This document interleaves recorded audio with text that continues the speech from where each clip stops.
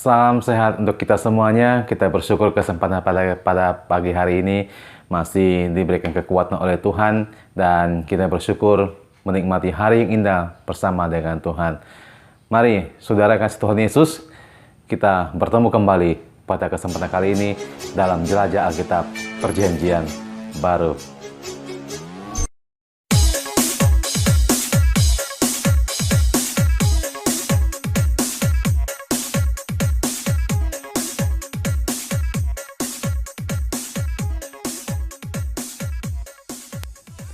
Saudara yang dikasih Tuhan Yesus, pada kesempatan kali ini kita akan kembali belajar bersama-sama tentang firman Tuhan.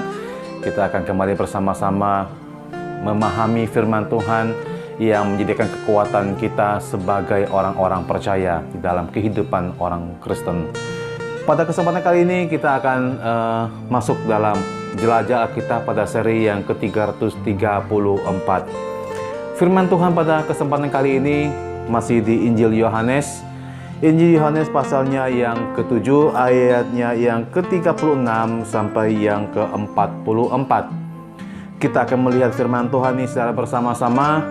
Yohanes pasal yang ke-7, ayat yang ke-36 sampai yang ke-44. Ayat 36 berbunyi, "Apakah maksud perkataan yang diucapkannya itu? Kamu akan mencari aku, tetapi kamu tidak akan bertemu dengan aku. Dan kamu tidak dapat datang ke tempat di mana aku berada." Ayat yang ke-37, "Dan pada hari akhir, yaitu pada puncak perayaan itu, Yesus berdiri dan berseru, 'Barang siapa haus, baiklah ia datang kepadaku dan minum. Barang siapa percaya kepadaku, seperti yang dikatakan oleh kitab suci, dari dalam hatinya akan mengalir aliran-aliran air hidup.' Yang dimaksudkannya ialah roh yang akan diterima oleh mereka yang percaya kepadanya, sebab roh itu belum datang, karena Yesus belum dimuliakan." Beberapa orang di antara orang banyak yang mendengarkan perkataan-perkataan itu berkata, "Dia ini benar-benar nabi yang akan datang." Yang lain berkata, "Ia ini Mesias." Tetapi yang lain berkata, "Bukan, Mesias dia datang dari Galilea. Karena kitab suci mengatakan bahwa Mesias berasal dari keturunan Daud dan dari kampung Bethlehem, tempat Daud dahulu tinggal." Maka timbullah pertentangan di antara orang banyak karena dia. Beberapa orang di antara mereka mau menangkap dia, tetapi tidak ada seorang pun yang berani menyentuhnya. Saudara yang terkasih di dalam Yesus Kristus, kita akan melihat bagaimana ada perbedaan berpikir antara Yesus dengan orang-orang Yahudi, antara pembicaraan rohani dengan pembicaraan secara jasmani. Manusia rohani seperti Yesus selalu berbicara tentang hal-hal rohani, dan manusia duniawi tidak bisa dengan mudah mengerti apa yang Tuhan Yesus maksudkan. Di dalam 1 Korintus 2 ayat yang ke-15 dikatakan, "Tetapi manusia rohani menilai segala sesuatu, maka ia sendiri tidak dinilai oleh orang lain."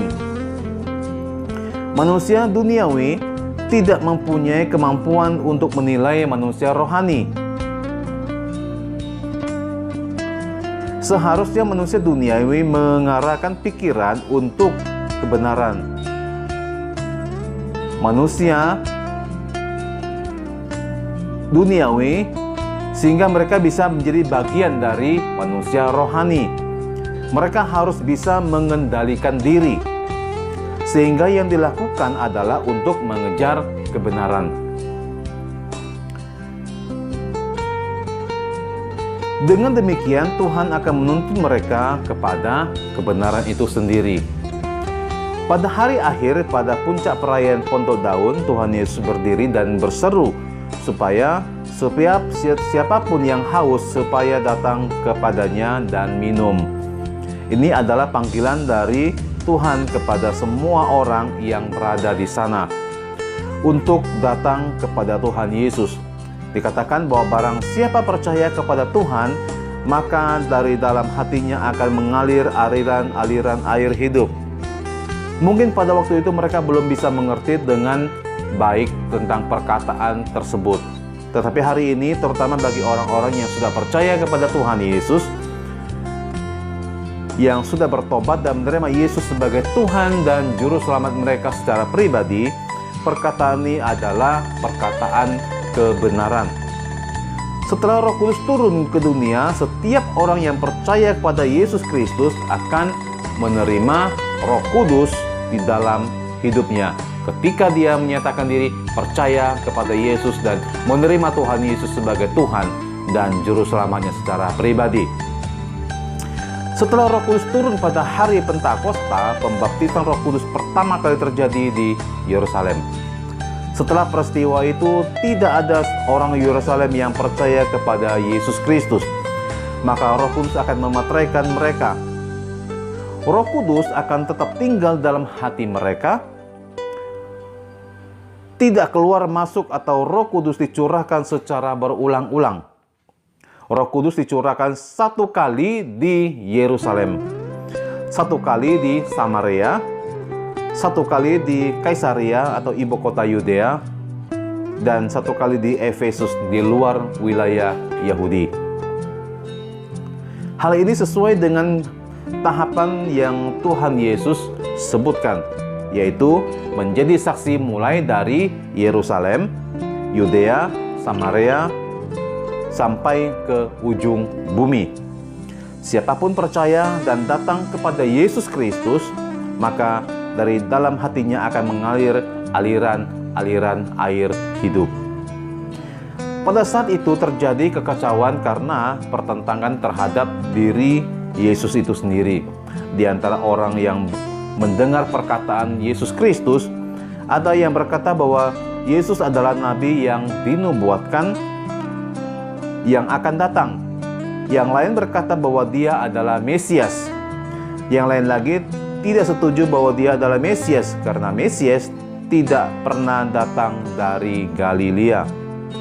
Mereka tahu bahwa kitab suci sendiri mengatakan bahwa Mesias berasal dari keturunan Daud dan dari kampung Bethlehem, tempat Daud dahulu tinggal. Mereka tidak menyadari bahwa Yesus lahir di Bethlehem. Karena Yesus pernah dilarikan ke Mesir lalu memiliki masa kecil di Nazaret dan tinggal di Kapernaum. Seperti memang tidak ada yang menyadari bahwa Yesus berasal dari Bethlehem. Mereka memahami kitab suci tetapi tidak keseluruhannya. Karena itu mereka susah untuk menyimpulkan siapa sebenarnya Yesus itu sendiri. Demikian juga dengan saat ini, ketika kita mempelajari Alkitab secara sepotong-sepotong dan tidak menyeluruh atau berkesinambungan, maka kita juga tidak bisa atau memahami, bahkan terjebak pada pemahaman yang salah. Hal ini menjadi salah satu penyebab munculnya berbagai macam pengajaran di dunia ini. Meskipun Alkitab yang dipakai adalah sama, pengajaran yang berbeda akan membawa pertentangan antara satu dengan yang lainnya. Ini sudah terjadi selama berabad-abad. Saudara yang dikasihi Tuhan Yesus, maka sebagai orang percaya, sebagai orang-orang yang sudah mengikuti Tuhan Yesus, seharusnya kita merenungkan, bahkan membaca firman Tuhan secara berkesinambungan. Supaya apa? Supaya kita bisa mengerti tentang tujuan-tujuan Tuhan di dalam karya penyelamatannya di dunia ini. Kita tidak akan seperti sama dengan orang-orang Yahudi pada saat itu, mengerti segala sesuatu, mengerti firman Tuhan hanya sepotong-sepotong, dan akhirnya mereka tidak menyadari bahwa Yesus itu sebenarnya lahir di Bethlehem dan berasal dari Bethlehem.